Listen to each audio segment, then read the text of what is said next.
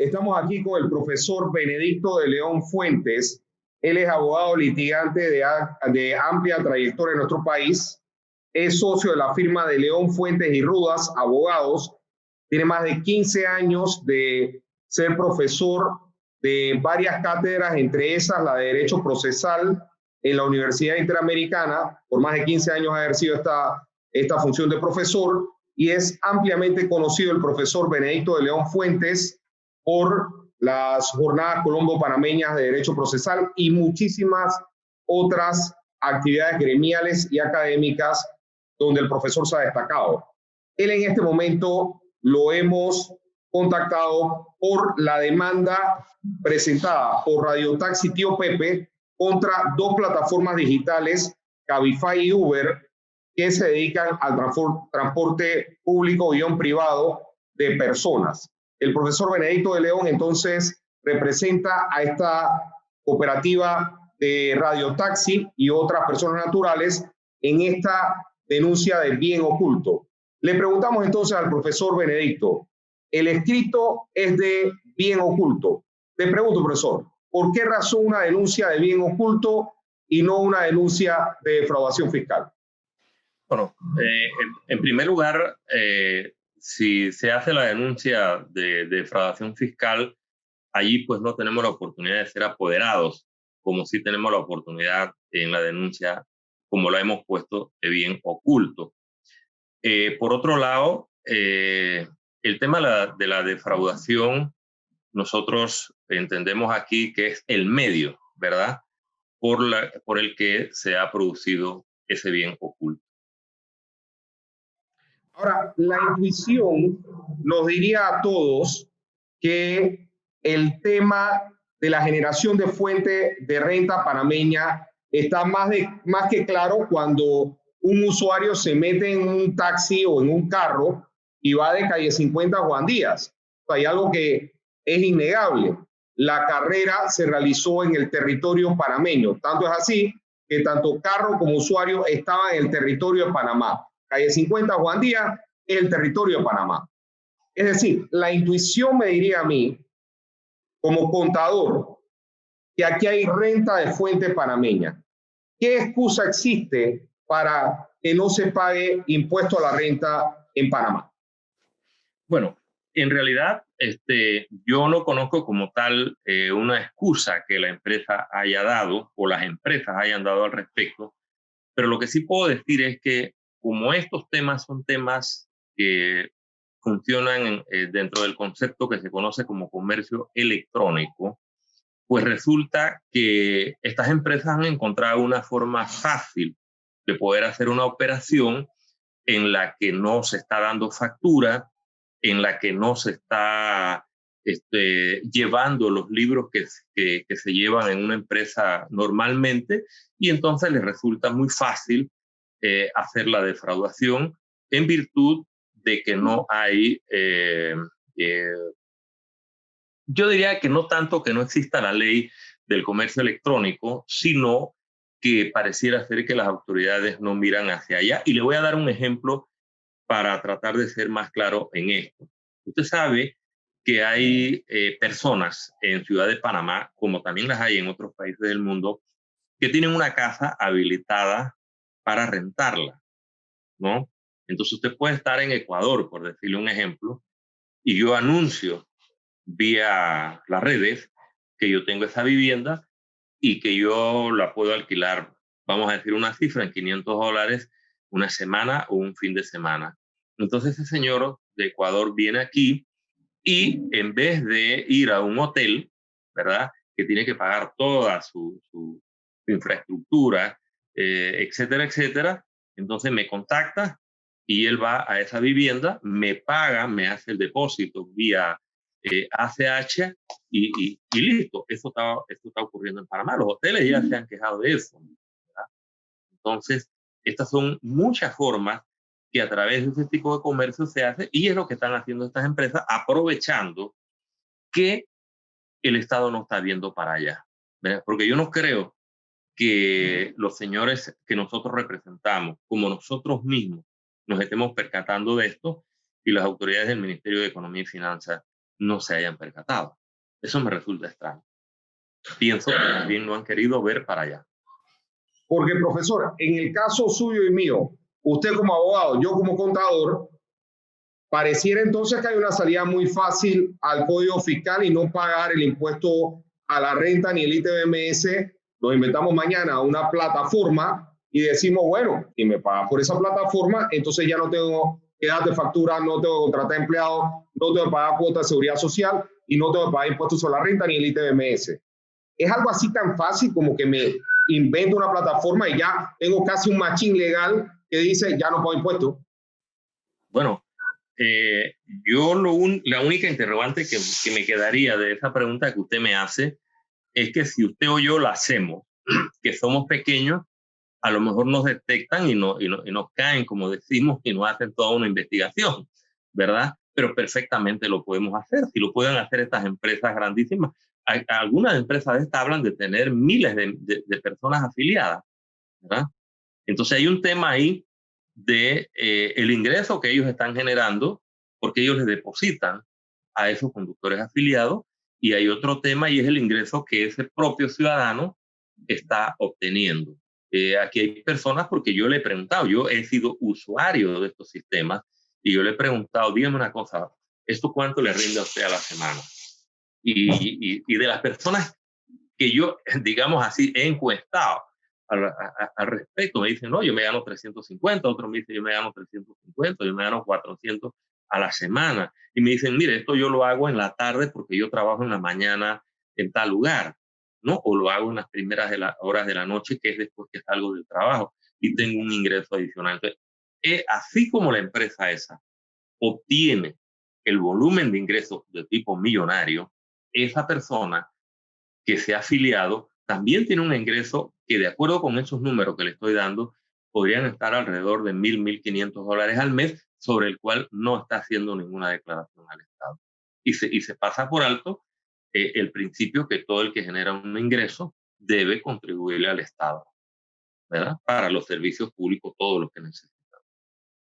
Adicionalmente, profesor, tenemos una realidad. Hay otra cosa que es la documentación de la transacción, que en el caso del Uber me da una documentación holandesa. Cuando yo viví en Holanda, yo recuerdo que Holanda es un país rico, no un país pobre.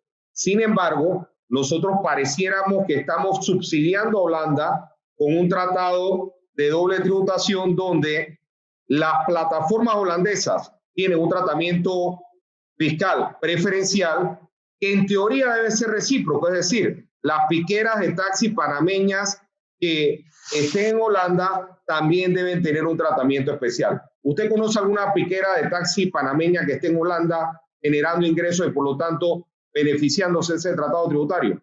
No, para nada, y dudo que exista. Ahora, fíjense, lo que yo conozco de los tratados de libre tributación es lo siguiente.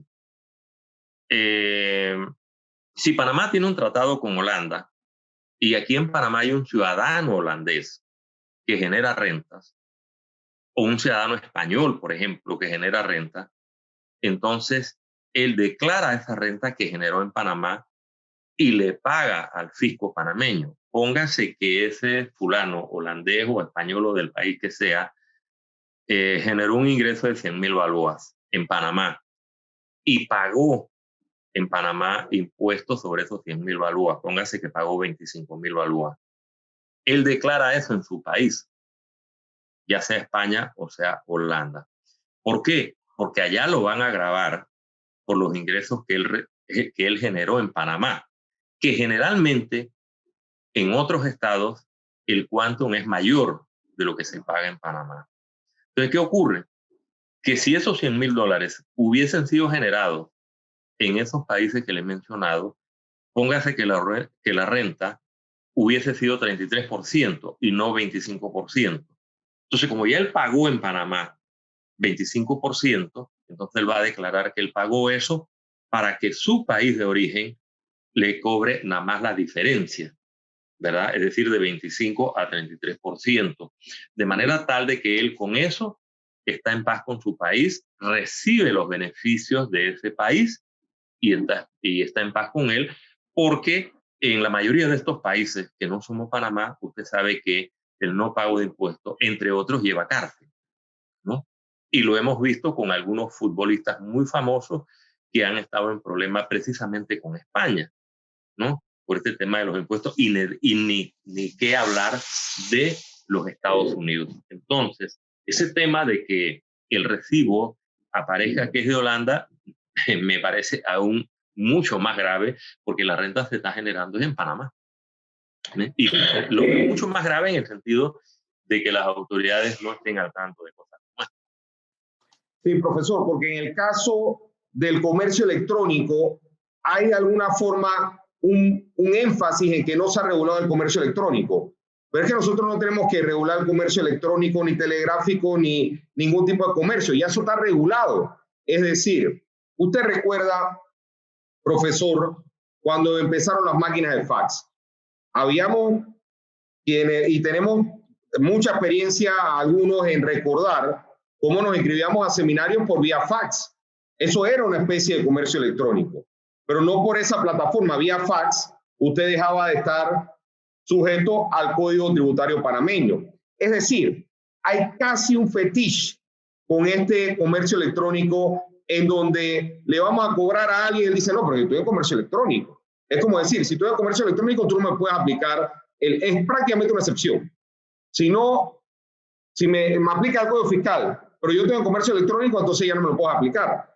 Es decir, mi intuición sería que si bien es cierto podemos regular algunas cosas del comercio electrónico, los principios generales y los mandatos de ley todavía son aplicables al comercio tradicional, al comercio analógico y al comercio electrónico. Les pongo un ejemplo como pinche contador que soy. Amazon. Por unos libros que yo vendo en Amazon, me retiene 30% porque no soy un residente en Estados Unidos. Esta entrevista que estamos haciendo aquí la voy a pasar por YouTube. En teoría, Google me tiene que pagar una regalía pequeña por cualquier vista que tenga esta entrevista que tenemos usted y yo en este momento. Sin embargo, cuando lo hace, me advierte, señor, le voy a retener 30% porque usted no es residente en los Estados Unidos de América. Y eso lo hacen con normas que no tienen nada que ver con el comercio electrónico, que tienen que ver con el sistema general de impuestos a la renta americano, que se llama la retención por la fuente. Es decir, ¿usted cree, profesor, que la misma retención en la fuente, que ya existen las normas nacionales hace décadas, aplica al comercio electrónico o hay algo que haga que no aplica al comercio electrónico del Código Fiscal panameño? Mire, a mí me parece que la excusa de decir que no hay una regulación para el comercio electrónico es la excusa más barata para hablarlo así en lenguaje coloquial panameño. Mire, déjeme ponerle el siguiente ejemplo. Hace algunos años yo fui a un país caribeño, que no voy a decir cuál es, y de repente, pues usted sabe, usted va a un país afuera y quiere comprar algunas cosas de los denominados souvenirs. Y había unas señoras vendiendo suéteres, collares de caracol, qué sé yo, y tenían sus productos puestos en una plazoleta. Y entonces yo fui y les compré algo, pero ellas tenían un libro. Y entonces en ese libro anotaban lo que me vendían. Y yo les pregunté, me dijeron, no, es que nosotros tenemos que pagar impuestos de lo que vendemos aquí. Y si viene el inspector y no nos encuentra que este libro está al día, estamos en problemas. Nosotros, primero le cuento eso y ahora le cuento lo que nosotros conocemos de Panamá. Usted sabe que en determinadas áreas de semáforos de Panamá hay una cantidad de ciudadanos panameños y extranjeros vendiendo N cantidad de productos agrícolas, productos tecnológicos, etcétera, etcétera. Yo pregunto, ¿eso está regulado? ¿No? Yo pienso que no, porque no he visto.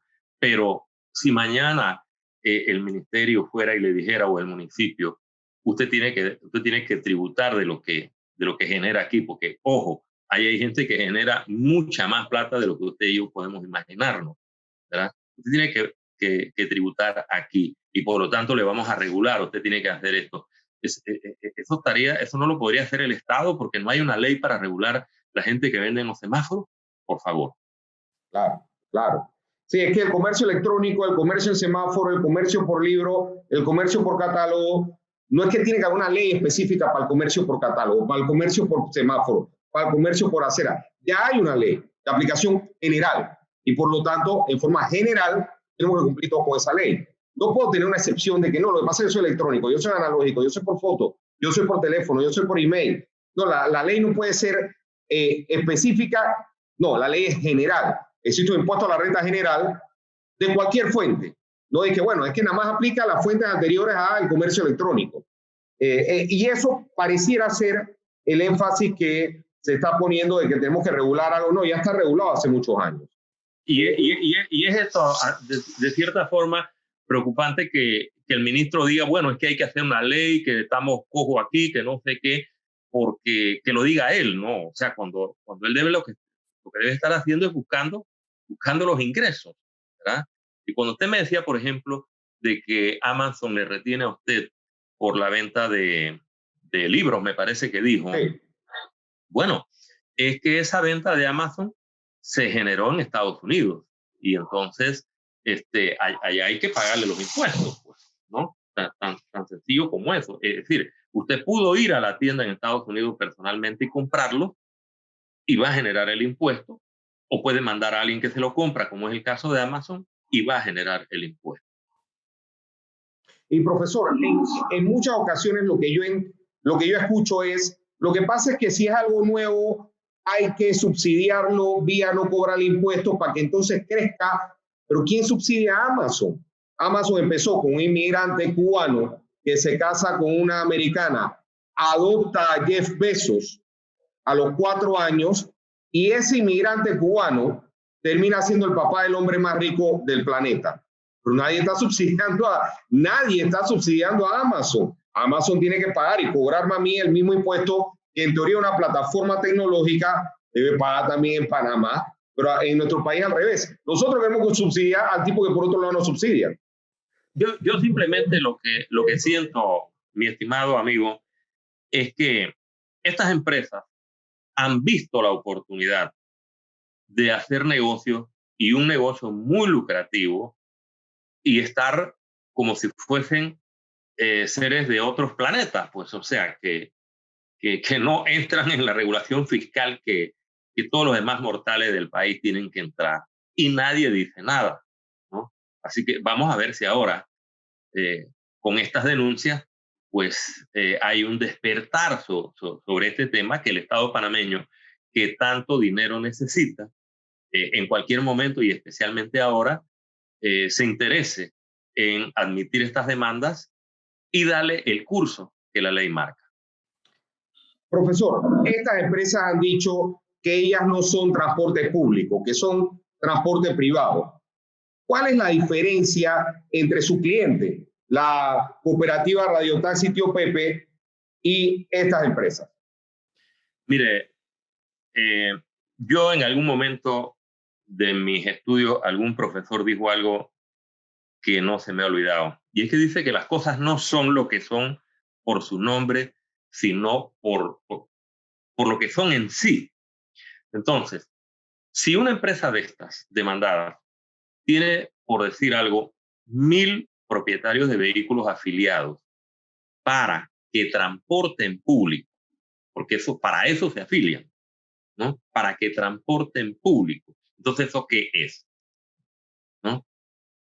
¿Qué es eso? Que tienen un mecanismo diferente, ¿verdad? Que si yo tomo el taxi, yo tengo que decirle al taxista, ¿usted cuánto me va a cobrar por llevarme allá a calle 50? Yo le voy a cobrar 3 balboas. Bueno, cuando llego allá le doy sus 3 balboas. Pero si tomo un Uber, en vez de salir a parar el carro en la calle, lo que hago es que me hago una comunicación, ¿verdad?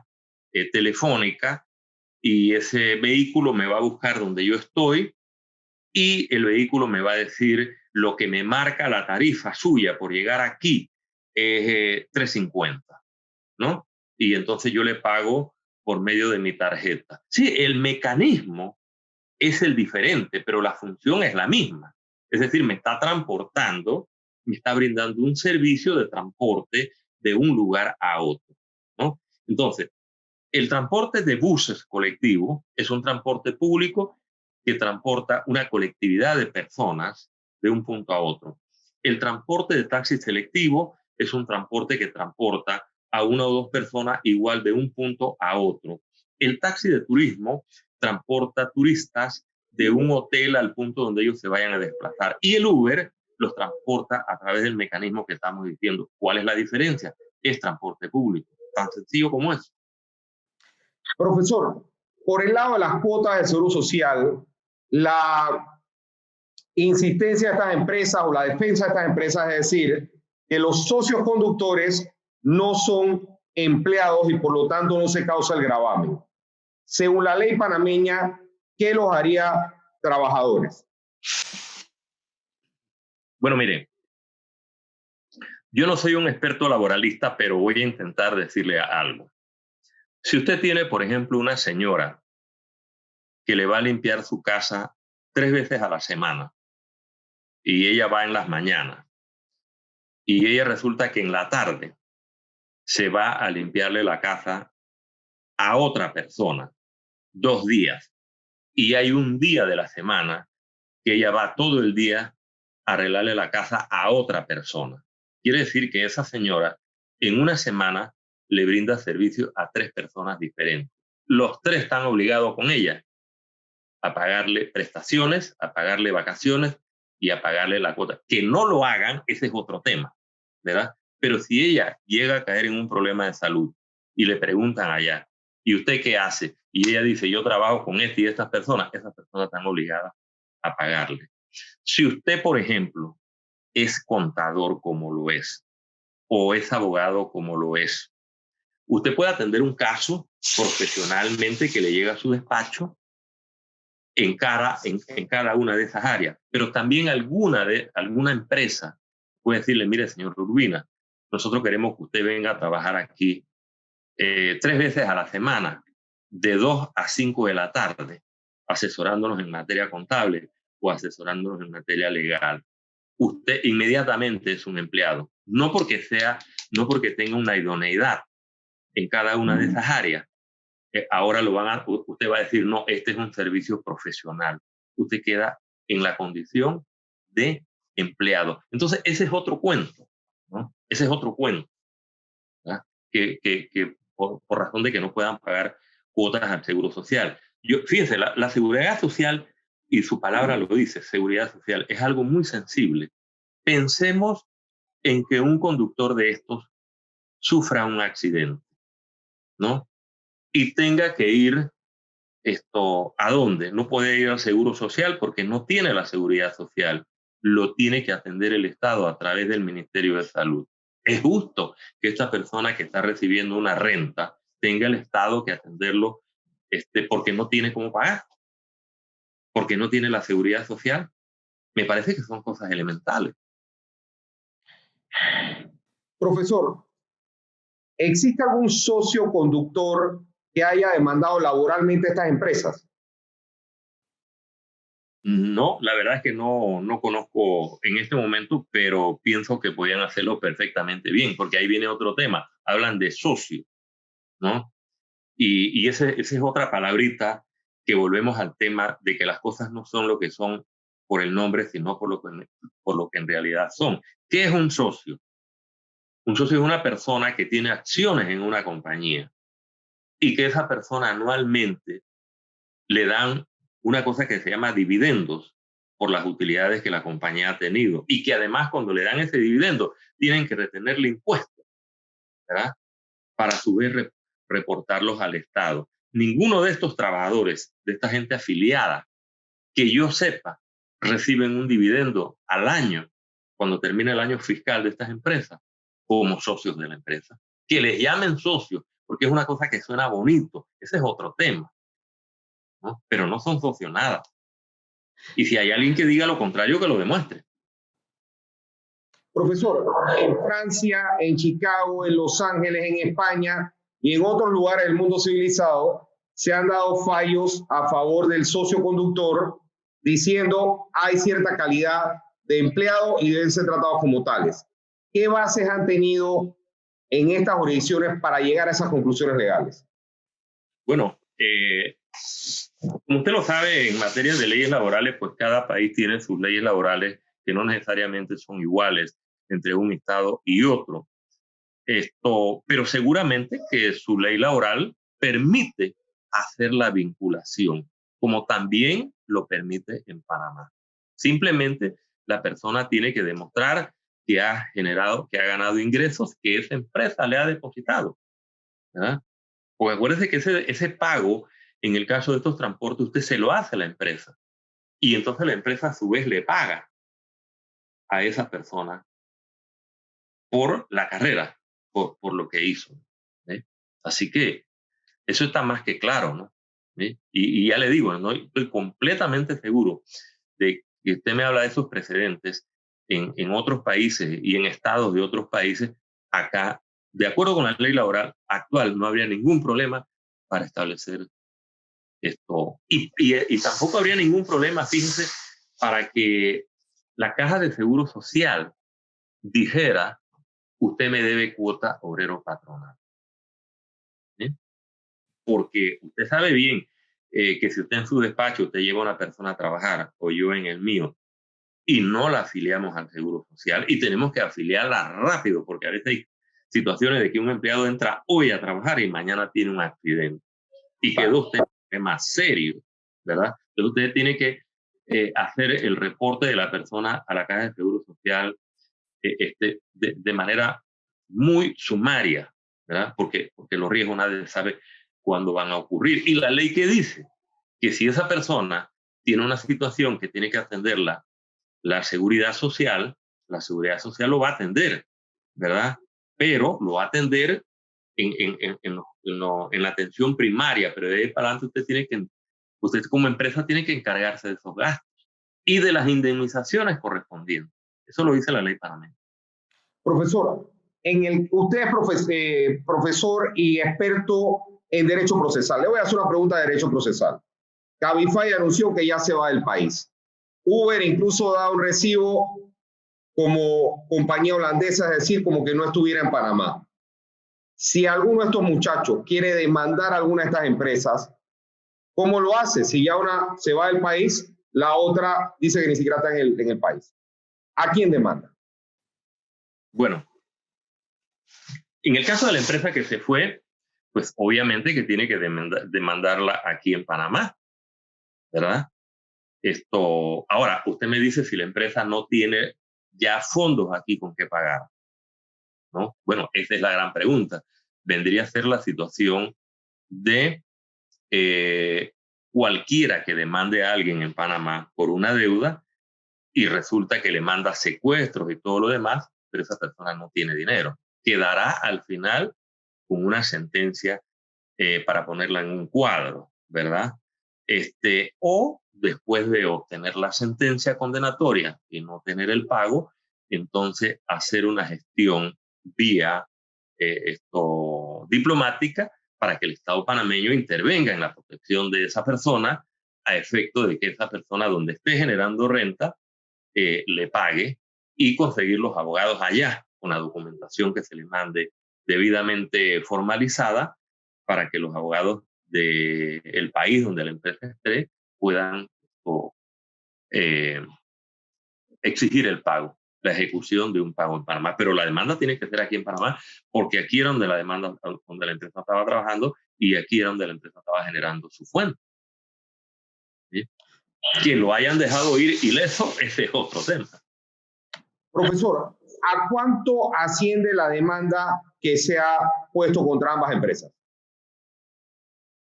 En el caso de Uber, 79 millones y tanto, y en el caso de Cabify, 19 millones y tanto. Una última pregunta, profesor. ¿Qué trámite sigue después de haber interpuesto esta demanda?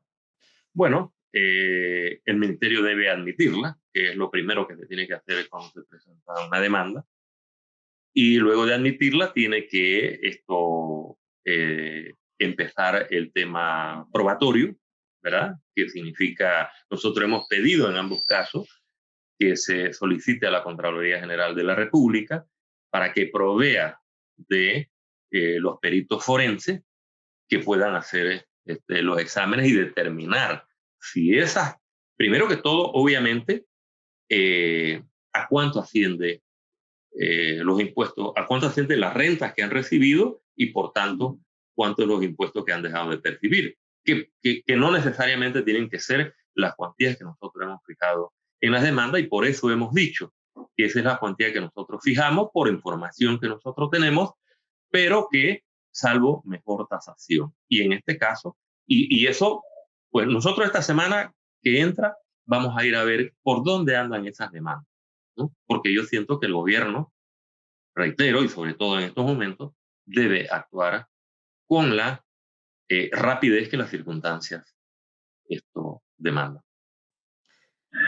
Muchas gracias, profesor. Estamos muy contentos con esta entrevista. Ha sido muy ilustrativa. Le deseamos éxito en la misma y lo felicitamos por esta iniciativa que ha tenido. El profesor Benedicto de León Fuentes, procesalista de amplia trayectoria, tanto académica como profesional. Le damos las gracias por esta entrevista una vez más.